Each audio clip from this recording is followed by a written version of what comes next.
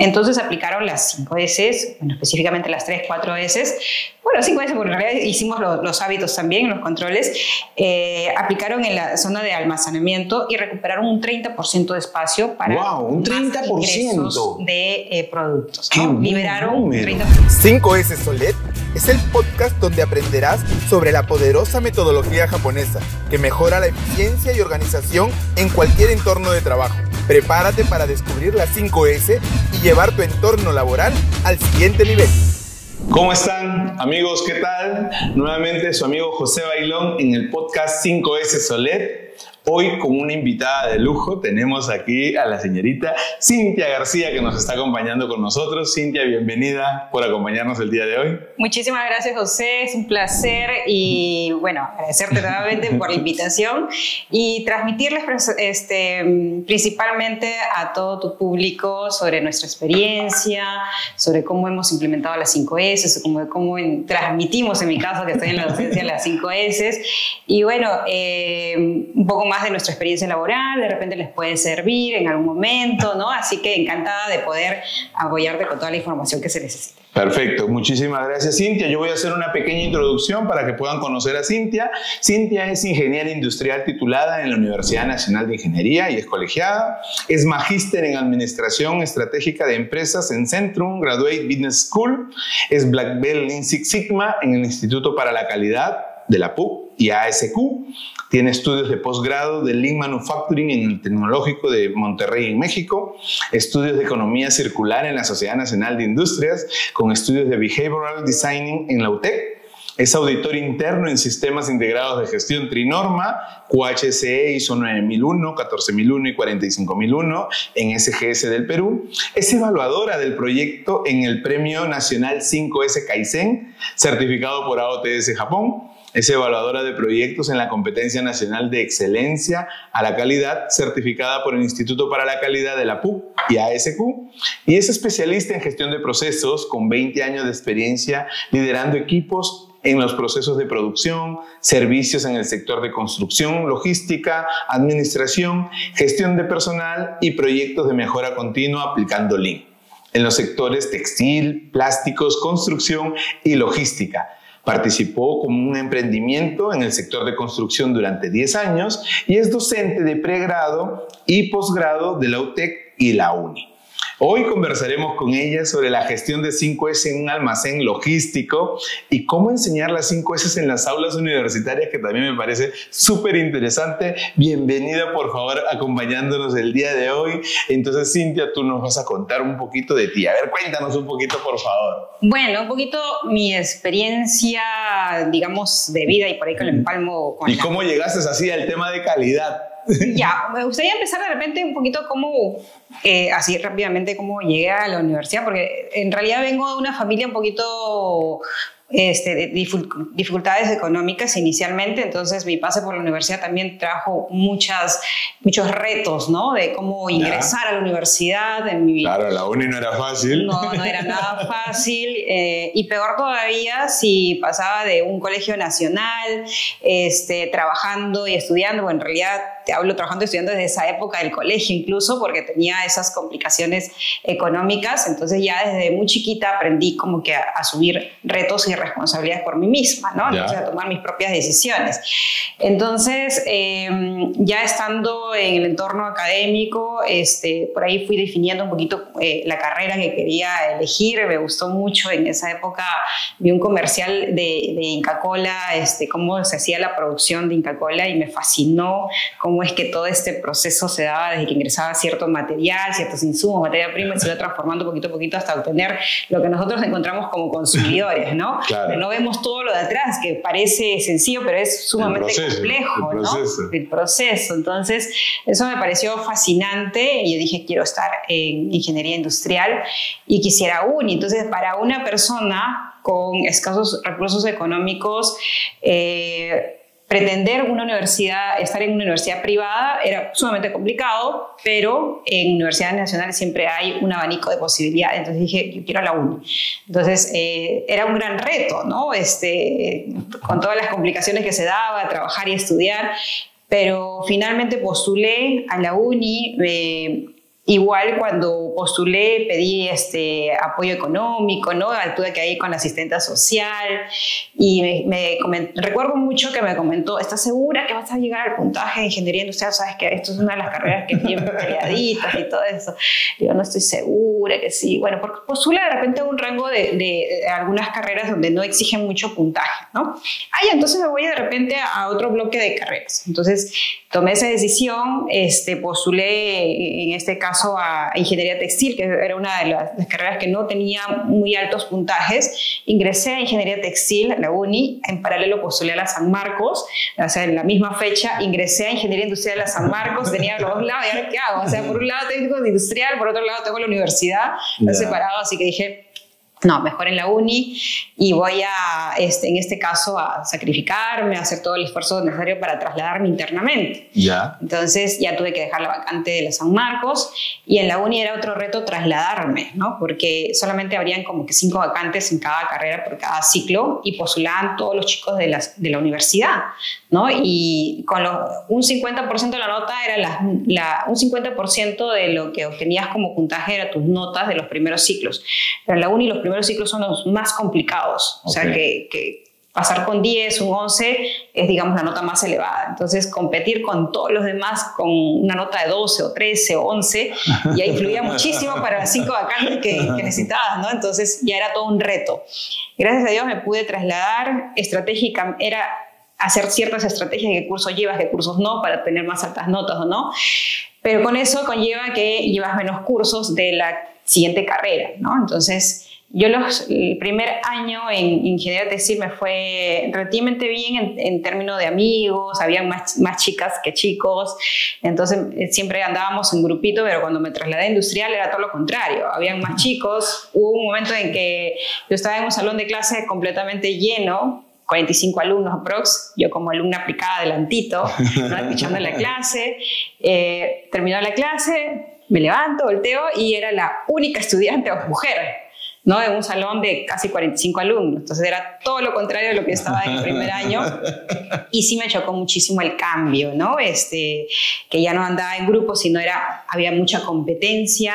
O sea, en esta facultad que era de industrial y sistemas, se notaba mucho la competencia en grupos chiquitos, pero ya que habían empezado de los primeros ciclos. Entonces, todo ese trance también tuve que adaptarme. Ya tenía que trabajar y estudiar también, porque tenía que cubrir mis gastos, necesidades básicas, claro, ¿no? Porque no tenía, pues, económicamente. Entonces era entre que adaptarme, trabajar, avanzar, nivelarme. O sea, todas las vacaciones del verano tenía que llevar cursos, tenía que buscar trabajos, ¿no? Entonces pasé por muchas complicaciones. Incluso una de las más grandes complicaciones fue que tuve un trabajo en provincia que supuestamente era de 15 días para una época de elecciones. Me fui como asistente de cómputo, fiscalización, una cosa así, que tenía que fiscalizar que los votos se hayan ingresado bien a la plataforma. Y el problema era que justo inició el trabajo cuando inició el ciclo, ¿no? Entonces dije, bueno, los 15 días, las primeras 2 semanas, por ahí que hacemos clases nada más, me perderé, por ahí llego para la primera práctica, dije. Pero el problema que yo no me había dado es que como asistente de fiscalización tenía que quedarme hasta que el último voto esté ingresado. Y quedaron 3 benditos votos observados y estaban ahí que le daban vueltas y vueltas y yo no me podía regresar. Estuve más de un mes en provincia, o sea, me fui a Huancavelica, yo nunca había salido ni de mi casa a ningún sitio, ningún otro distrito más que la universidad. Y todo ese trance me complicó mucho porque regresé casi 2 semanas antes de los exámenes parciales a nivelarme, a estudiar, ¿no? Y mira, no me fue muy bien. Has estado desde la universidad con muchos retos importantes, sí, fuertes, y eso es bueno porque ya vas viendo que te va fortaleciendo para lo que es el cambio y la mejora y el desempeño. Y entonces, una vez que estás en la universidad y esto, tu salto ya a la industria, porque cuando comienzas a saltar a la industria, ¿cómo así llegas a esta empresa, por ejemplo, a la logística, o a esta empresa que ya tienes la experiencia en los temas de calidad? ¿Cómo le aplicaste mucho a eso? Ya, yo incluso de la universidad, yo ya empecé a trabajar, o sea, prácticas, porque como te comentaba, buscaba la forma de siempre suplir mis problemas económicos con cualquier trabajo que podía realizar. Incluso enseñaba en Sistemas Uni, que en la universidad es un instituto de computación. A veces salían trabajos para que los universitarios enseñen a los estudiantes del colegio, ¿no? Entonces yo dije, bueno, ya estoy en el 6º ciclo, es hora de que ya vea mi carrera, ya sé cómo ganar dinero, pero ahorita tengo que buscar prácticas, así no me paguen, dije, ¿no? Ya no importa. Entonces empecé a buscar prácticas y justamente en este trabajo que tuve en provincia, yo antes de irme había dejado mis papeles en el BCP, ¿no? Para hacer unas prácticas, y justo salgo, me dicen tiene que venir para la entrevista. Ya tuve que regresar, hacer mi entrevista, me contrataron, estuve ahí en unas prácticas de unos meses, que no vi mucha relación en sí con mi carrera. Entonces yo ya no buscaba trabajos para suplirme económicamente porque ya sabía dónde hacerlo. Entonces buscaba prácticas. Entonces por ahí nada más salió una práctica en una empresa textil, en Cotonnic, y me salió justamente en el área de calidad como practicante, pero específicamente me encargaba de gestionar todas las muestras que enviábamos a los clientes en el exterior, ¿no? Y era fascinante cómo una prenda que nosotros vemos tan sencilla pasa por una serie de procesos de calidad, como por ejemplo el control de color, los tonos, en luz de día, luz de tarde, ¿no? Es diferente de repente verlo en América del Norte con respecto a lo que vemos acá, ¿no? Porque el clima es diferente, todo eso. Entonces, una serie de características de calidad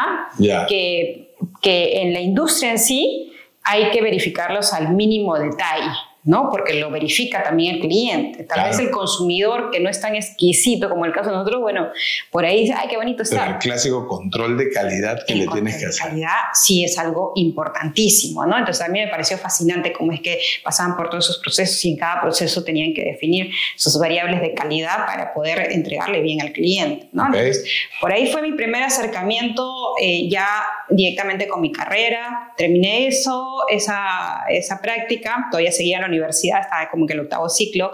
Dejé un momento porque tenía que levantar mis notas un poquito. De ahí, al siguiente ciclo, postulé a otra empresa textil, Alpacril, que era una textil de tejidos de punto, y ellos, bueno, también exportaban, pero realizaban muchas de las prendas que se venden en los retails, Saga, Ripley, una empresa mediana, familiar. Y también fue otro gran reto porque estaba entre noveno y 10º ciclo de la carrera, y entré como practicante. A los 3 meses pasé como asistente, se fue el jefe de producción y me dijeron, bueno, Cintia, ¿por qué no probamos? De repente tú te puedes hacer cargo de la producción. Bueno, intentamos, y me quedé como jefe de producción después de casi 4 meses nada más que había empezado la empresa. Yo estaba entre 9º y 10º ciclo, y en una empresa textil normalmente el trabajo es bien agotador, es arduo. Una práctica no es de 3 horas, sino estás desde las 8 hasta las 5 de la tarde y como jefe de producción estás pues hasta las últimas horas, sábado y domingo no descansas. Yo todavía estaba en la universidad. Y como yo me había trasladado, como te había comentado, entonces yo tenía muchos cursos que tenía que nivelar. Claro. Yo estaba entre el 10º ciclo, o sea, yo quería terminar en 5 años. Sí, en 5 años, bueno, me desfasé como que un ciclo, o sea, medio año, pero dije, tengo que terminar como sea. No, porque yo ya tengo que trabajar y no puedo con la universidad, pues son muchas cosas. Entonces me matriculé el último ciclo de la carrera en todos los cursos que me faltaban. Me faltaban 10 cursos. O sea, tú tenías ahí las ganas de acabar. 10 cursos, 30 créditos. Entonces, lo normal es llevar 20 créditos, ¿no? 20, por ahí 24, entre 18 y 24. Y dije, ya me voy a matricular, y si no puedo, me retiro, dije, de los cursos. Voy a retirarme la semana. Y dicen, no, discúlpame, es que cuando tú te matriculas en el último ciclo y son 30 créditos, ya no puedes retirarse. No, eso implica de que no puedo. Entonces tengo que terminar los 30 créditos para terminar la carrera, y estaba con que me habían ascendido en la empresa textil, en producción, entonces estaba full, o sea, yo no iba a poder con las cosas. Entre comillas, gracias a Dios hubo una pequeña huelga en la universidad y esa huelga la aproveché al máximo porque fueron de casi 2 meses o más todavía incluso, así que me metí de lleno en el trabajo, en la producción. Ya cuando retomamos la última semana que era para los exámenes finales, pedí una semana de permiso, o sea que toda esa semana, como dicen, comí los cuadernos y fue la única forma de poder terminar la carrera, ¿no? Entonces ahí tuve un gran reto también, descansé un poco, mi siguiente trabajo fue en una empresa de empaques flexibles, Megapack, que estaba súper lejos de mi casa, o sea, yo en esa época vivía cerca del aeropuerto y el trabajo estaba en Lurín, ¿no? Yeah. Kilómetro 40 en Lurín. ¿Cómo voy a salir de mi casa? Mi mamá decía, muy lejos, pero a ver, voy a postular, déjame ver cómo. Yo entré a la empresa, me hicieron ver la planta y me enamoré de la planta porque... yo empecé a elegir, yo elegí mi carrera, como te comenté, porque vi un proceso industrial, ¿no? Y yo dije, yo quiero estar en un proceso industrial. Entonces yo vi eso cuando entré a esta empresa, sumamente ordenado, limpio, señalizado, con gestiones visuales, como lo que siempre decimos en 5S, ¿no? Gestiones visuales, ordenado, se utilizaba lo necesario, todo el personal debidamente uniformado, limpio. Entonces me encantó. Yo dije, estoy en el cielo. Aquí es. Aquí me quedo. Y bueno, postulé. Habían algunos chicos de mi facultad que justamente los encontré también en la postulación. Y bueno, gracias a Dios me contrataron ahí como practicante del área de PCP, Planeamiento y Control de Operaciones, producción. Y me fue relativamente bien, me gustó mucho. Gracias a Dios tenían un transporte que me recogía en la puerta de mi casa, porque justamente pasaba por ese lado. Es de la suerte. No, aquí es, dije, porque no puede ser mejor, me iba durmiendo en el carro una hora. Hasta llegar a Lurín. Sí, así que estaba muy bien, me encantó, me daba mucha... Y ahí es entonces donde ya comenzaste a saber mucho este tema de, oye, ¿por qué esto está tan ordenado? Y entró toda esa curiosidad por conceptos Lean, supongo, y también parte de lo que hablamos con 5S, como que ya te comenzó a llamar más la atención, ¿no? Que creo que es lo que pasa muchas veces, que nos llama la atención eso diferente, ¿no? Eso que es distinto. Sí, pero déjame decirte que por ahí yo estaba con un pensamiento sumamente contrario a lo que ahora ya lo entiendo y le doy el valor a calidad, a la mejora continua, a 5S, al Lean. Yo en ese momento que estaba en producción, había estado ya en producción ya varios años en varias empresas, en producción el enfoque es produce, cantidad, cumplir con el cliente, ¿no? Y viene el área de calidad a verificar, entonces ahí están divorciados, ¿no? Están peleados, ¿no? No son dos mandos distintos. Entonces yo había crecido en ese momento con ese pensamiento. Concepto de producir. ¿No? Sí, producir. Y no tanto enfoque en la calidad. No lo entendía hasta ese momento como tal, ni le daba el valor, ¿no? Entonces decía, en calidad yo nunca voy a trabajar. Como dice el dicho, nos copas al cielo que te haga la cara. Terminado yo ahora trabajando en calidad durante muchos años y enseñando calidad. Entonces, yo ya aprendí después de eso que la calidad es muy importante, pero fue en el transcurso justamente de las oportunidades que se me iban dando a nivel laboral, ¿no? Después de eso... fue otro reto que se me presentó de un emprendimiento. Justamente ahí empecé el emprendimiento en el sector construcción con un familiar, con mi hermano, que era un emprendedor que había tratado de hacer varios negocios, no le había ido muy bien, así que le dije, bueno, vamos a intentarlo, ¿no? Vamos a ver cómo nos va.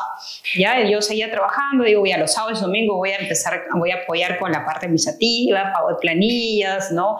Todo el control administrativo. ¿Ya? Entonces así fue todo un año, que fue el 2007. Salí del trabajo a fines del 2007 por un tema de salud, que no podía caminar, de una quemadura en el pie, y yo dije el 2008 ya le digo a mi hermano, bueno, voy a apoyar un tiempito y después ya retorno a procesos industriales. Ese tiempito se volvió en 10 años. Sí. A veces suele pasar. ¿No? Y como te decía, yo salí por un tema de salud que no podía caminar, entonces yo voy a apoyar en temas administrativos de oficina, sentadita, tranquila, ¿no? Cintia, salió varios proyectos en obras que nos están llamando. Nosotros hacíamos procesos de instalación de anclajes, perforaciones, que se utiliza mucho para la base de una construcción con estructuras metálicas, que en esa época se hacía todos los centros comerciales con estructuras metálicas. Y empezó el boom en 2008, o sea, la construcción de centros comerciales por todo Lima y todo el Perú. Y éramos muy pocas empresas especializadas en ese servicio, en ese trabajo, ¿no? Éramos como 3. Entonces nosotros no hacíamos publicidad, no hicimos marketing, no teníamos equipo de marketing. Nuestro mejor equipo de marketing era la operación, ¿no? La recomendación. El trabajo, la recomendación. Entonces, como yo tenía experiencia gestionando personal, Cintia, apóyanos con esta supervisión. Ya vamos. Entonces, mi primer día que supuestamente iba a ser en oficina fue mi primer día en obra y supuestamente no podía caminar y en obra tengo que estar todo el día caminando, parada, subiendo, bajando, andamios. Entonces, desde el primer día empecé en obra y aplicar justamente 2 cosas importantes. La calidad, entregarle al cliente con las características de calidad que había pedido, los requisitos de calidad, entregarle a tiempo y un buen trato. Entonces yo a obra que iba hacia eso, ¿no? Y hacia atrás, hacia el personal, aplicaba la eficiencia, ¿no? Sin conocer mucho todavía del mundo del Lean en esa época, así aplicaba mucho SMED, entre cambio de turno y turno, yo hacía esa reducción de tiempo, ¿no? Okay.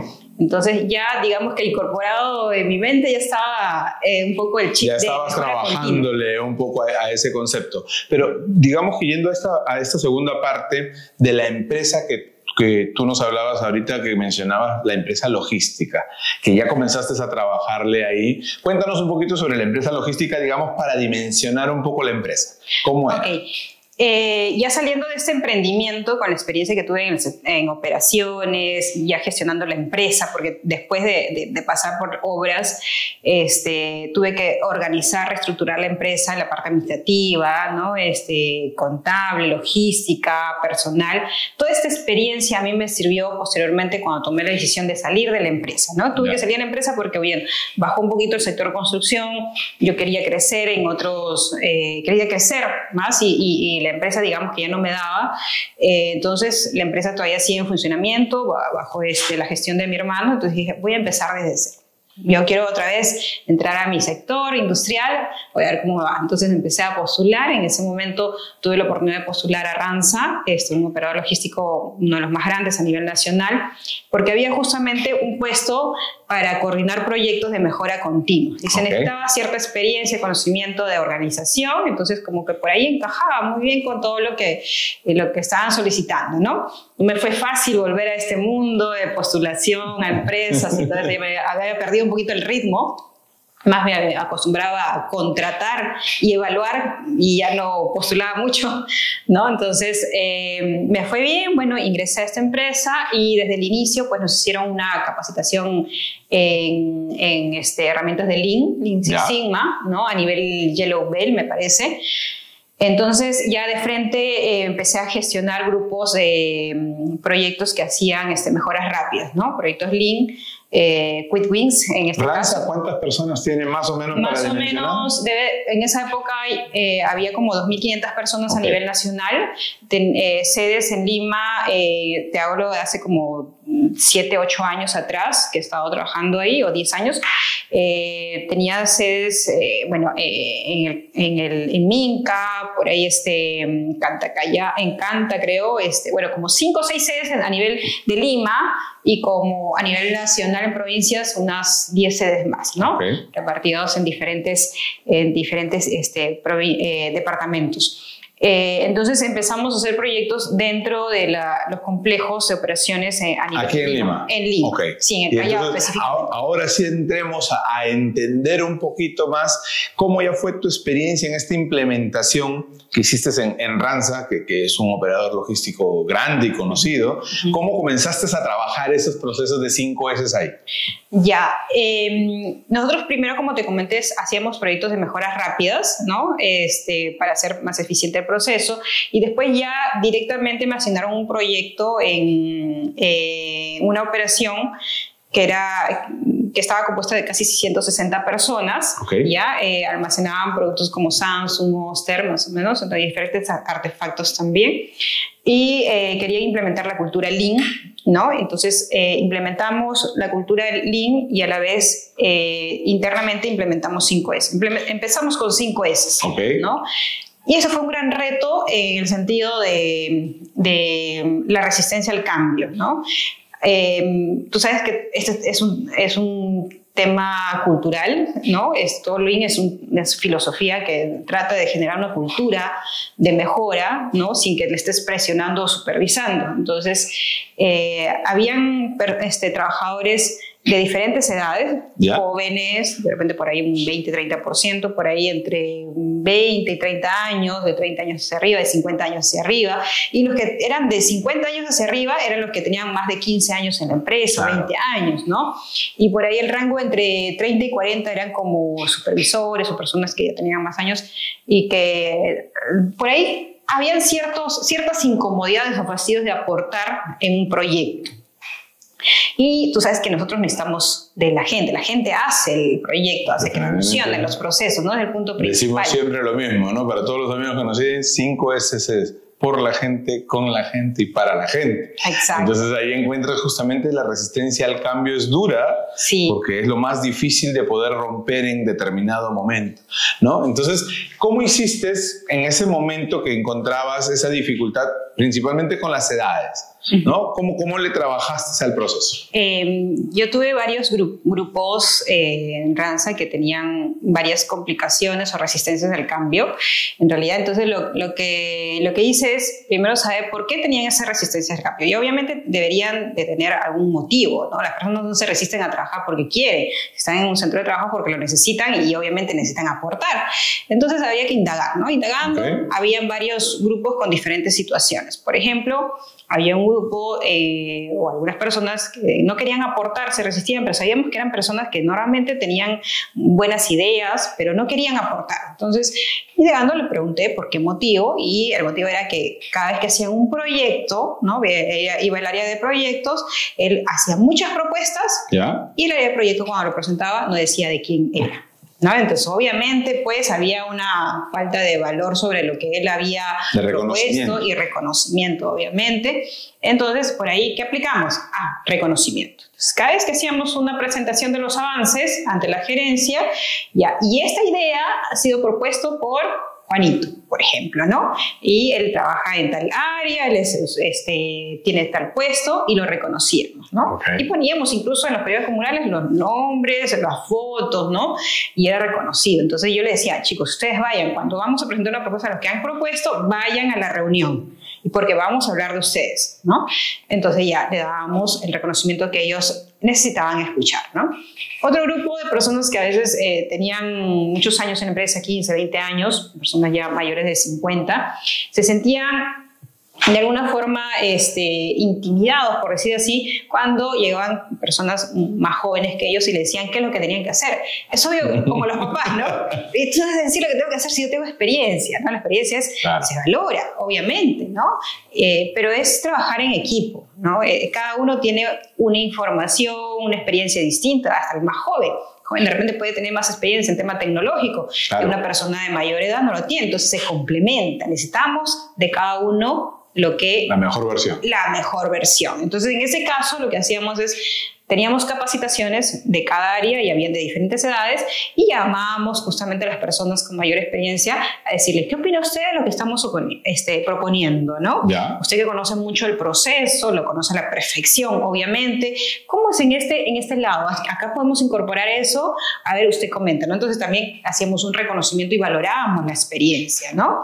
Pero entonces, solamente para poder dejarle a los amigos que nos están siguiendo, serían tips buenísimos que acabas de mencionar. El primero, y desde el punto de vista que yo lo veo, el Gemba, porque te has ido al Gemba a escuchar, a identificar la problemática que encontraste con los equipos de trabajo en ese momento. Punto 1, estar en el Gemba para entender y escuchar. Punto 2, a veces ese reconocimiento de que aportan información, aportan comentarios, aportan ideas y no son valorados. Entonces, fuertísimo siempre reconocer a los equipos para que puedan ser ellos los que reciban la gratitud, ¿no? De que su trabajo, su comentario, su esfuerzo es valorado y también es reconocimiento público, porque eso ayuda a que la gente comience a inflar el pecho y se sienta orgullosa y comience a aportar mucho más. Es correcto, justamente eso fue el resultado. Y tal como decimos en el mundo del Lean, las personas es el factor más importante dentro de un proceso, ¿no? Porque ellos son los que van a dar los resultados y los que van a indicar si hay que hacer alguna mejora o no. Son los que van a tomar las decisiones de hacer la mejora o no. Y si no lo hacen, es decisión de ellos, ¿no? Entonces, si nosotros como empresas, como gestores, como líderes de equipos de trabajo, tenemos que también saber direccionar el equipo de trabajo. En el mundo del Lean, uno de los desperdicios es no utilizar correctamente el talento humano. Y es justamente cuando no lideramos y gestionamos las competencias de los equipos de trabajo que tenemos a nuestro cargo, ¿no? Entonces, el reconocimiento es un punto importante. Toda persona se va a comprometer con la empresa si es reconocida y si es escuchada su idea, por lo menos. No, y te das cuenta que no, o sea, y el reconocimiento es vital, pero ¿cómo se amarra a la gestión del cambio? O sea, si hablas de 5S, obviamente que en las 5S va a haber un cambio.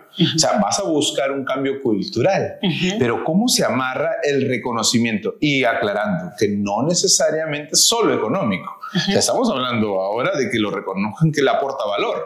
Entonces, ¿cómo eso genera una gestión del cambio de las personas? Finalmente, las personas con esa gestión del cambio son los que se van a volver los aliados de todo el trabajo que se va a comenzar a dar. Es correcto. Lo primero que hay que hacer es identificar justamente cuál es el motivo de la resistencia, aplicar estrategias y acciones que minimicen o reduzcan o eliminen esta problemática o esta resistencia y mantenerlo en el transcurso del tiempo, ¿no? Que es la parte más compleja, y ahí es donde viene la labor del líder, ¿no? Porque yo trabajé mucho con la parte operativa, comento que eran como 160 personas aproximadamente, y no solamente fueron esas dos resistencias, sino había muchas más. En el caso de los jóvenes, por ejemplo, con ellos fue mucho más rápido y sencillo, pero fue el punto clave para que el resto lo haga. Entonces necesitaba hacer un piloto rápidamente que dé evidencias de que esta metodología genera cambios. Y habían tratado de implementar muchas veces 5S y quedaba todos los letreritos muy bonitos, pero no se generaban los hábitos que justamente necesitamos. ¿Y cómo formaron el hábito? Primero tuvimos que seguir trabajando con el reconocimiento, porque el reconocimiento fue parte de que se generan los hábitos. ¿Ya? Entonces, como te comenté, un punto importante fue trabajar con los jóvenes, porque con ellos hicimos rápidamente las 5S dentro de sus áreas de trabajo. ¿no? En sus escritorios, de manera muy sencilla. Teníamos que hacer cosas rápidas y sencillas y que se vean las evidencias, ¿no? En su escritorio vamos a ver, elimina todos los innecesarios, te sirve o no te sirve, quién es el líder, vamos a identificar cuál es la zona de los innecesarios, organiza, señaliza, coordina con quien más compartes tu escritorio, tus materiales, tus útiles de oficina en un turno, otro turno, en donde sería el lugar adecuado para que todos lo encuentren rápidamente. Había una problemática de que utilizaban muchas herramientas para las descargas, como las cizallas, los unchos, y como la operación era tan grande, entonces tenían que compartir muchas herramientas, tenían que estarse trasladando de un lugar a otro y perdían mucho tiempo, ¿no? Y había también, no había zonas donde eliminaras los desperdicios, la basura, ¿no? No habían tachos de basura ubicados estratégicamente o estandarizadamente. Entonces, todo lo encontrabas por ahí, ¿no? Los stretch field tirados por la zona de tránsito de personas. También generaba más tiempo de la operación, porque yo tenía que transitar por este lugar, pero como está lleno de stretch field o de basura, entonces tenía que darme la vuelta por otro lado, ¿no? Y perdía mucho tiempo en recorridos innecesarios. Entonces aplicamos en su escritorio las 3 etapas, ¿no? Seleccionar, ordenar y limpiar muy rápido. Pero entonces eso es un tip también importante, creo. ¿Por qué? Porque a veces queremos hacer algo súper ultra mega play y no nos damos cuenta que haciendo cosas muy sencillas, ¿no? Como seleccionar, ordenar y limpiar tu puesto de trabajo, tu escritorio, tu espacio cercano, vas a comenzar a hacer o generar impacto visual para que los demás se vayan contagiando también. Sí. Muchas veces eso es, o por lo menos entiende un poco que por ahí has empujado a que ese hábito se vaya formando con los jóvenes, que a veces son más accesibles a poder aceptarlo más rápido, ¿no? Sí, o sea, los jóvenes igual también querían reconocimiento, pero en el caso de ellos el reconocimiento era la foto. Ah, ok. O sea, para el Instagram, para el Facebook, para el Waze. En este caso era para el periódico mural que inmediatamente nosotros publicábamos, hacíamos la competencia entre áreas, área de despacho, descarga, etcétera. Ya, entonces automáticamente ellos hacían su aplicación de 5S. ¿Y a quién ha hecho esto? Ya, fulanito. A ver, la foto. y acá ¿quién ha hecho la foto? Entonces ya nosotros inicialmente hacíamos eso, pero después nos llamaban, Cintia, acá ya hemos implementado para la foto. Ya venía para la foto y lo publicábamos y hacíamos los resultados, poníamos los resultados de cada área y con la foto de quienes lo habían hecho. Entonces ya era un reconocimiento, iban creciendo en sus resultados. Entonces sí es un punto importante, primero, como se dice, ganar adeptos, que te vayan diciendo, sí, funciona, ¿no? Y de poco a poco ellos, o sea, nosotros no llegamos a implementar las 5 S en toda la operación, lo hicieron ellos. Nosotros le ayudamos a implementar en pequeña escala, el resto lo hicieron ellos, al punto de que lo implementaron en todo el almacén, en las zonas de almacenaje específicamente. Entonces, un operador logístico, ¿cuál es su ingreso? Los espacios, los metros cuadrados o metros cúbicos que tengo para almacenar más productos. Eso es ingreso. Okay. Pero ¿qué pasa si ese espacio yo lo tengo ocupado con elementos innecesarios? Con cosas que pérdida de dinero. Pérdida de dinero. Entonces aplicaron las 5 S, bueno, específicamente las 3, 4 S. Bueno, 5 S porque en realidad hicimos los hábitos también, los controles.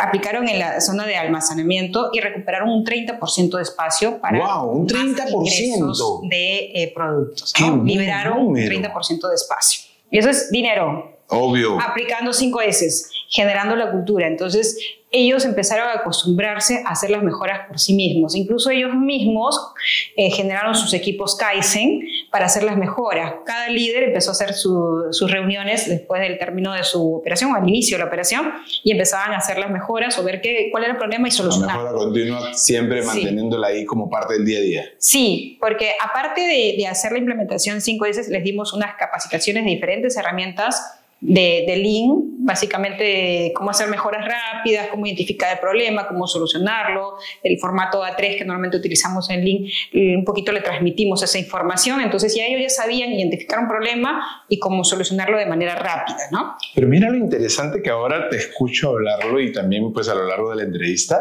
es cómo 5S, estamos de acuerdo, pero como también otros conceptos de Lean le has ido incorporando para que soporten, ayuden o se amarren, ¿no? Que se complementen, la palabra correcta, ¿no? Muchas veces la gente dice, no, pero Lean es una cosa, 5S es otra cosa. No, venga, fácilmente pueden trabajar complementándose para poder tener ese soporte, ¿no?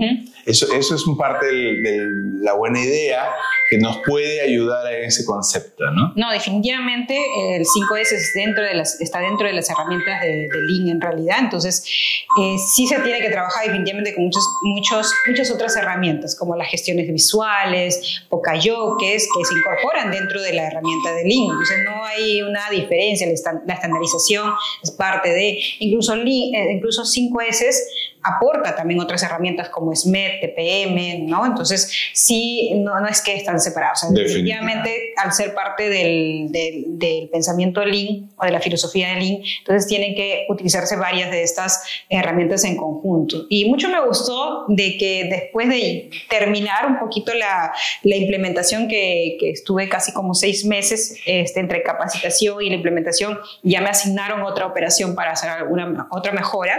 Después de unos 3 meses de que salí, me encontraba con alguno de ellos y me dicen, Cintia, seguimos aplicando los eventos Kaizen, seguimos con las 5S. Entonces, eso me llenó de mucha alegría el hecho de saber que todavía lo tienen implementando, ¿no? Pero un punto importante, como les mencionaba también, es que el liderazgo, el líder, el jefe, el gerente, el supervisor, son los que finalmente van a hacer que esto permanezca en el tiempo. Entonces, se tiene que trabajar no solamente con la plana operativa, sino con los líderes, y que ellos pueden evidenciar los cambios y mantenerlo en el tiempo. Porque es una de las metodologías, las 5S, que muchas veces no está bien conocida, o sea, no tiene claro buena acogida. Yo creo que no lo conocen muy bien, no conocen muy bien los beneficios que tiene, y los beneficios inmediatos, ¿no? Y con poco gastos o prácticamente cero gastos. Presupuesto. Sí, o sea, se utiliza los recursos de la empresa y genera grandes cambios, como lo que acabo de mencionar, ¿no? Entonces, muchas de las empresas que ahora postulan a OTS en realidad, pues justamente nos demuestran que sea pequeña o grande la empresa, aplicando 5S vas a tener grandes cambios, no solamente en tema cultural, sino en Dijiste términos algo económicos. muy importante, y es que al tener a los líderes con conocimiento de lo que el programa aporta. Muchas veces esa es una problemática importante, porque claro, van y le dicen a una gerencia, a una dirección, sí, queremos implementar 5 veces. Ah, no, es que para limpiar, vamos a limpiar y simplemente no van a pintar y limpiar. No, eso va a ser gastos. Ajá. Entonces ese clásico comentario muchas veces pasa, pero cuando ya de alguna manera, y por eso que la estrategia a veces es presentarla de forma adecuada a la gerencia, normalmente con números, ¿no? Porque esa es una de las estrategias muy fuertes, porque si tú le dices, mira, ya no solamente limpiar, vamos a tener una reducción del 40% de los innecesarios del almacén y nuestros inventarios van a mejorar fuertemente, y claro, un 40% de mejora en el inventario es dinero, y eso se va a ver en el flujo de caja, entonces el gerente como que voltea a mirar más sonriente sobre el programa, ¿no? Entonces, sí. qué importante es hacer esa conexión. Porque cuando ya lo entienden y ya lo ven implementado, no solamente sienten orgullo, sino que también que ven que hay mejora económica. Entonces, eso, por el contrario, ayuda a los equipos que comenzaron a tener más soporte para poder seguir avanzando. Sí, en realidad son estos 2 puntos claves. Generar el hábito, la cultura en la organización, y un gerente, un dueño de empresa, un jefe, tiene que generar cultura para que esto sea sostenible en el tiempo, su empresa sea sostenible en el tiempo. Todas las mejoras que haga, sí, claro, que le genera ganancias o reducción de costos, entonces beneficios económicos. Si no mantienes la cultura o no mantienes las mejoras en el tiempo, nuevamente vas a tener sobrecostos, pérdidas de cliente. Entonces, si no tienes claro ese concepto, o sea, definitivamente estás perdiendo tiempo, recursos en que personas hagan mejoras y al final se pierde. Pero vas a hacer un gasto y no una inversión. Exacto. Creo que esa es la palabra que podríamos correcto, poner. ¿no? Entonces tienen que hacer una inversión a largo plazo, pero generando la cultura, los hábitos y haciendo que esto se mantenga en el tiempo. Y parte del compromiso de la alta dirección y la participación de la alta dirección en estos eventos es sumamente importante. El equipo de operaciones o la plana de operaciones no le va a dar el nivel de importancia si tú como director, si tú como gerente no le das la importancia, si piensas que es algo insignificante, peor va a ser en la plana operativa, no lo van a dar la importancia. Entonces, esto es un trabajo en conjunto. Y aquí voy a coger un nuevo tips que creo que también das. El ejemplo. Tú tienes que ser ejemplo del cambio. Si tú no eres ejemplo, tú como líder, tú como supervisor, tú amigo que nos ves, que tú tienes equipos de trabajo, tú no eres el primero en generar el cambio, es muy difícil que las demás personas lo vean. Entonces nosotros tenemos que ser agentes de cambio, nosotros somos los que debemos dar la imagen, el trabajo, el limpiar nuestros sitios, limpiar nuestros equipos, estar en el game, acompañar, porque claro, eso va a generar impacto y va a generar que la gente diga, no, uy, es en serio, el jefe, el gerente, el supervisor está cambiando. Yo también tengo que empujar ese carro porque eso va a hacer que toda la empresa comience a cambiar o generar ese círculo virtuoso que queremos esperar. Claro. Sí, es importante, estoy siendo mi jefe, entonces sí tengo que hacerlo, ¿no? Definitivamente. Esto me gustó muchísimo. Ahora pasemos a una partecita que también conversabas y es cómo haces con la parte educativa. Tú también estás enseñando, estás enseñando lo que es Lean, estás enseñando la conectividad con 5S. ¿Cómo enseñas un poco también? Hace un rato hablábamos de cómo lo mostrabas o cómo haces algunos ejercicios a nivel educativo para enseñarle a los jóvenes o a los alumnos este cambio que se está buscando, ¿no? Que creo que es parte de la educación que busca hoy es también generar un impacto educativo. ¿Cómo nos cuentas algunas anécdotas de eso? Bueno, cómo llegué también a este mundo de la educación, que es todo un reto y creo que es el mayor reto a nivel laboral que he tenido. Y justamente mi experiencia en Ranza, en este operador logístico, me permitió darme cuenta qué tan importante es hacer la mejora continua, qué tan importantes son estas herramientas de Lean y dentro de ellas 5S. Que me gustó tanto que empecé a capacitarme más, especializarme, certificarme ya como Black Belt y Six Sigma en este caso, y ya meterme de lleno en el mundo de calidad, ¿no? De lo que yo te comentaba hace tiempo, yo producción, calidad no tengo nada que ver. Entonces me gustó tanto que poco a poco por ahí fui especializándome en diferentes aspectos de calidad y precisamente en mejora continua. Y como había realizado tantas capacitaciones en los proyectos que realizaba en este operador logístico, por ahí dije, bueno, de repente puedo enseñar. Si estoy capacitando, hacía como 5 capacitaciones en el día, porque tenía que adaptar un poco el horario de los supervisores, de los líderes. A veces me quedaba hasta las 8 de la noche, 9 de la noche. Entonces ya la dinámica de capacitar ya me gustó. Empecé a postular a algunas universidades. En la uni empecé justamente dictando un curso de Lean Manufacturing. Y en esa época también estaba un poco de moda la gamificación. Okay. Me certifiqué con una ¿Puedes empresa. contarnos qué es la gamificación, por favor? Claro. Para entenderlo y podamos todos entenderlo. Bueno, la gamificación es básicamente como a través de juegos o dinámicas, algo divertido, tú enseñas algún tema. Temas lúdicos. Ajá, a través claro, temas lúdicos, pero específicamente utilizas juegos o creas o haces dinámicas y tratas de que la clase en sí ya no sea tan estática, de que simplemente hablas y escuchan, ¿no? Okay. Sino que lo haces mucho más interactivo. Utilizas diferentes herramientas, materiales en las que tú haces que el participante enlace una emoción. O sea, yo lo veo más como que tienes que haber una emoción para que tú te recuerdes toda la vida de ese evento. Perfecto. ¿No? Porque escuchando nada más no te acuerdas, pero si hay una emoción de alegría o de frustración o de repente de cómo puedo hacer para ganar la competencia, ¿no? Entonces ya te vas a acordar toda la vida de eso, ¿no? Y el objetivo de una clase es justamente que te acuerdes de lo que has aprendido. Cuéntanos un ejemplo, por favor. A ver, bueno, dentro de esta certificación nos pedían hacer algunas creaciones de juegos para utilizarlos en clase y específicamente creé con mi esposo, que me ayuda normalmente en estas dinámicas, creamos un juego aplicado a las 5 S. ¿Ya? Y con estas cartitas de 1, ¿no? Que son juegos de mesa. Ajá. Entonces lo que hicimos es empezar a armar diferentes grupos de diferentes formas, ¿no? Un grupo donde estaban todos los números, los dibujos, ¿no? Habían animalitos, habían cosas, diferentes colores, todo mezclado, entreverado, ¿no? Un primer grupo, un paquetito. Un segundo paquetito donde ya estaba, ya no habían los animalitos, solamente habían números, pero estaba todo mezclado, ¿no? Y otro donde solamente estaban los números ordenados por color y en orden ascendente, de menor a mayor. Okay. ¿Ya? ¿Y en qué consistía el juego? Nosotros hicimos un random en Excel y lo publicábamos y salían 3 colores, porque teníamos 3 grupos, ¿no? Cada grupo tenía su paquetito, que estaban armados diferentes, el grupo no sabía cómo estaban armados, no tenían idea, y salía en la pantalla, digamos, el número 1, color verde, el número 5, color rojo, el número 6, color amarillo.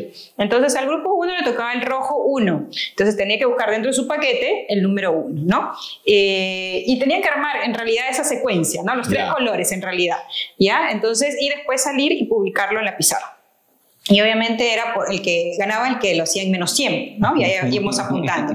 5 rondas, así hacíamos. Y obviamente ganaba el primer grupo, ¿no? Casi con la mitad del tiempo de lo que obtenía el tercer grupo, ¿no? Y entonces ellos no sabían, ellos supuestamente lo hacían rápido, ¿no? Porque tenían que ganar, se generaban una competencia. Era un alboroto total, porque esto yo lo aplicaba en clases y los chicos, no, que él está haciendo lo que le está pasando en la carta, que esto, que la otra profesora que lo está haciendo, y ya todos bien emocionados. Entonces, de pronto yo les empezaba a explicar qué es lo que contenía cada uno de estos paquetitos, ¿no? Okay. Entonces en este primer paquetito les decía, bien chicos, aquí hay estas cartitas, están estos animalitos, estos colores, ¿no? Está ordenado así. De pronto salía el segundo grupo y ya no estaban los animalitos, estaban así como que, ¿no? Y entonces empezábamos a mostrar esto y el tercer grupo ya, profesora, pero no es justo, o sea, no, allá el tercer grupo solamente tiene números y está bien ordenado, no se vale. Exactamente, les digo, ¿no? Ese es lo que quiero transmitirles como mensajes. Acá que tenemos ordenado y solamente los números, ¿no? Por colores. ¿Cuál es el objetivo? El objetivo es armar números con colores. Entonces, aquí tenemos exactamente lo que se necesita. Acá, ¿qué tenemos? Cosas innecesarias, elementos que no me sirven, que no son el objetivo de mi juego. Entonces, ¿qué tenemos acá? Elementos innecesarios. Por acá le he quitado los elementos innecesarios, pero sigue desordenado. Por eso es que todavía no ha llegado el tiempo. ¿Con qué me quedo acá? Solamente con los elementos necesarios y debidamente ordenado. Mitad de tiempo. ¿Qué significa? Que si aplicamos por lo menos estas dos primeras etapas de las 5 S, ya tenemos una reducción de casi el 50% de tiempo. Esa es una de las partes, una de las etapas de las 5 S, ¿no? Qué bueno, y qué bueno que lo hayamos podido contar para que los amigos lo hayan podido ver. Y qué buena la idea, porque eso es lo que se busca. Yo también, digamos que uso mucho, no le llamaba gamificación tan sofisticado, pero usaba o utilizo mucho con mis equipos de trabajo, con amigos y con empresas que conversamos o ayudamos a justamente esto, ¿no? Tratar de hacerlo fácil, hacerlo lúdico, hacerlo que la gente lo entienda en el día a día. Porque si tú les comienzas a dar la teoría, si yo les comienzo a hablar de las 5 S y les digo 6, 11, uy, no, o sea, no es un idioma que hablemos nosotros aquí. Correcto. Pero lo que hay que hacer es que sea fácil, es una recomendación que siempre trato de transmitir, es que hagamos fácil las cosas. Por eso que el podcast se llama 5 S Soled, para que puedas acordarte que es seleccionar, ordenar, limpiar, estandarizar y disciplina, y rápidamente todos puedan hablar un mismo idioma. Por ejemplo, algo que siempre les digo es, traten de que todos hablemos de lo mismo. O sea, cuando digas seleccionar, hay gente que te dice, sí, quitar esto, no, seleccionar, eliminar lo que no sirve,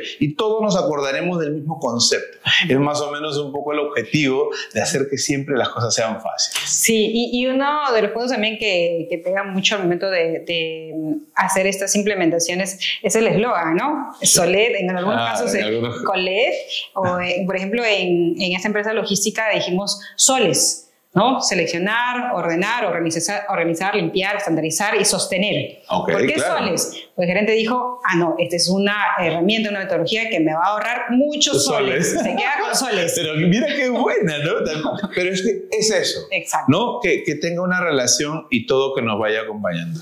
Amiga, muchísimas gracias por acompañarnos el día de hoy. De verdad que creo que hemos dado muchos consejos, muchos tips a todos los amigos. No sé si quisieras decirles algo para poder despedirte. Primero agradecerte, José, por felicitarte por esta iniciativa. Gracias por permitirme ser parte de esta historia, de verdad, y dar este espacio a todos los profesionales que hayan tenido una experiencia con 5 S, que podamos transmitirles a ustedes esta información, estos tips de lo bueno y lo malo que hemos tenido y que les va a servir definitivamente para implementar las 5 S o en el día a día. Las 5 S también lo implementamos en nuestro día a día, sí, claro. En nuestra casa, mentalmente, ¿no? ¿Qué sirve, no sirve? Y siempre estamos en eso. Yo estoy, a ver, ¿qué tengo que hacer? Ya, ¿me agrega o no me agrega valor? ¿Me sirve o no me sirve? ¿Es necesario o innecesario? Chao. Entonces, ordénalo, estandarízalo. Entonces, eso sí te ayuda muchísimo en la reducción de tiempo. Así que aplíquenlo principalmente en el día a día.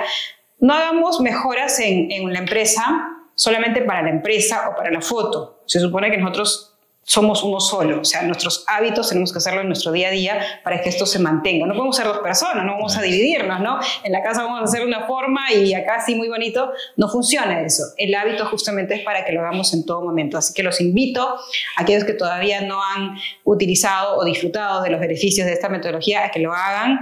Es algo muy sencillo, lo complicado es mantenerlo en el tiempo, pero nada es imposible. Así que los invito a que se sumen más a esta herramienta y a formar la cultura Lean y aplicar las 5 S en sus organizaciones para que vean los grandes beneficios que pueden obtener. Así que muchas gracias, José. Vamos a acabar haciendo algunas preguntitas rápidas, solamente para terminar. ¿Un libro que recomendarías? Un libro que recomendaría, bueno, va a depender, hay varios libros en 5S. No tiene que ver de calidad ni de 5S, ¿eh? Uno que te gustó y que tú recomendarías que podamos leer. Mira, yo recomendaría a aquellas personas que de repente siempre están con el día a día muy estresados, que siempre lean cualquier libro de novela o lo que les guste antes de dormir. Unos 10, 15 minutos como para olvidarse un poquito del trance del día a día. Del día. Sí, y recomiendo mucho, por ejemplo, en mi caso, que soy a veces un poquito distraída, yo hago muchas cosas a la vez, necesito aterrizar un poquito, los dibujos de Vandalas. Vandalas. Sí, son muy buenos, entonces me ayuda un poco detente un ratito, de ahí sigues, ¿no? Entonces, sí recomiendo muchísimo eso y la lectura de novelas o caricaturas o lo que quieras de repente que te guste, para que puedas un poco trabajar también la lectura y tranquilizar un poquito la mente, ¿no? Antes de dormir, creo que es un tip que me está sirviendo muchísimo a mí y de repente les puede servir también a ustedes. Qué bueno, qué bueno. Una pregunta es, si tuvieses la oportunidad de buscar a una persona de la historia, ¿a quién buscarías? Por ejemplo, pudieses tomarte un café, un té, un vinito con alguien de la historia. ¿A quién buscarías y por qué? Interesante la pregunta. Un poco me pones en aprietos. Pero yo que estoy en este mundo de la cultura Lean, tal vez me iría un poco por los que originaron la cultura Lean o el sistema de producción de Toyota, ¿no? Por ahí, por Taiichi Ohno, de repente, ¿no? A ver cómo les fue, cuáles fueron las complicaciones y los grandes retos también que ellos enfrentaron en esa época. Entonces sí, me sentaría de repente a preguntarle más. Quizás no un trago, pero sí, aunque sea un saque le invitaría. Sí, definitivamente tendría un aprendizaje bastante interesante de parte de ellos, ¿no? Sí, sería. Y además que como japoneses, cómo superaron todos esos problemas, la guerra, ¿no? Entonces sí, me causa mucha admiración, no solamente por lo que ellos han logrado, por los grandes retos, sino por todas las dificultades que tuvieron como país, como empresa, sí, claro. Y como sociedad, y principalmente que se ponían retos grandes, ¿no? En esa época en Estados Unidos estaba la producción en masa de Ford y querían igualar. O sea, ¿cómo es que un país con todas estas dificultades se pone en grandes retos, ¿no? Y eso es lo que me resulta siempre bastante interesante y admirable, ¿no? Cuando les comento a mis estudiantes esto, sí, o sea, uno puede a veces trazarse retos muy grandes, pero tiene que ir aterrizando en el transcurso para ver poco a poco cómo los puede ir cumpliendo, ¿no? Pero sí es importante también copiar aquellas personas o organizaciones que han superado, que han crecido, y ver qué es lo bueno que nosotros podemos capturar, ¿no? Perfecto. Y finalmente, ¿a quién admiras? ¿A quién admiro? Sí. Uy, pregunta... Te puedes en aprieto con las preguntas. Ya, en general admiro mucho las personas que pueden ir superando sus retos y principalmente sus retos emocionales, que son los más complicados, ¿no? A veces nosotros mismos ponemos nuestras propias barreras, nuestros propios miedos. Entonces admiro muchísimo a las personas que a pesar que tienen miedo lo hacen. Y te digo esto de manera general. Vengo de una madre que a pesar de las dificultades superó muchos retos a pesar de los temores, y creo que eso me ha quedado muy arraigado porque hago en todo momento eso. Estoy tratando de superar los retos por más de que por dentro está que me tienen las piernas. Y admiro muchísimo ahorita a mis estudiantes que justamente están en esa situación, ¿no? Me causa mucha admiración jóvenes que a pesar de las dificultades, ya sean económicas o emocionales, están superándose. Justamente ahora en UTEC estamos teniendo una iniciativa de hacer proyectos con empresas y invitamos a muchos chicos que vemos que tienen talento, pero tienen esta dificultad emocional de que tienen ese miedo de afrontarlo, pero vemos que lo hacen, se enfrentan, coordinan con los empresarios, van superando de lo que son muy tímidos y no salían ni a la pizarra, ya están como líderes de proyecto, ya están coordinando, siendo presidentes de una organización en tan poco tiempo, y eso a nosotros nos llena de mucha alegría de poder aportar a los estudiantes, no solamente en términos técnicos, porque como les digo a los estudiantes, eso lo puedes de repente leer en un libro, ¿no? Por ahí que nosotros complementamos con nuestra experiencia, pero tu perfil profesional es lo más complicado que tú puedes desarrollar. Entonces no queremos tener más en nuestro país mal profesionales que direccionan mal las organizaciones o nuestro país. Queremos tener más personas que son buenas personas, como se dice, con valores que le ayude a tomar, esos valores le ayudan a tomar buenas decisiones con todos los conocimientos y experiencias que tienen, para que tengamos una sociedad mucho mejor, que nos podamos que seamos más empáticos. Creo que eso es lo que nos falta también en nuestro país, ayudarnos mutuamente, ¿no? Okay. Si yo te ayudo y tú también quieres ayudar, en algún momento esa ayuda me va a caer a mí, pero si solamente estoy enfocada en ayudarme a mí misma, egoístamente, entonces todos van a estar de la misma forma y todos no nos va a interesar si en algún momento tú estás mal, estás en peligro y no nos vamos a ayudar, ¿no? La idea es ayudarnos todos. Creo que ese es el mensaje que tenemos que tener. Sí. Muchísimas gracias por acompañarnos el día de hoy. No me quiero ir sin agradecer a todo este equipo de producción. ¿Qué te pareció? ¿No? Excelente, muchísimas gracias, de verdad. Con ellos también, con el equipo de Alucina On, ¿no? Y a la Escuela de Arte Visual, que son los que nos colaboran con estas cámaras, que tienen unas super cámaras con toda la edición y todo el trabajo. Así que ya saben, amigos, muchísimas gracias por acompañarnos el día de hoy y estamos viéndonos muy pronto. Cuídense, que estén muy bien. Chao. Chao.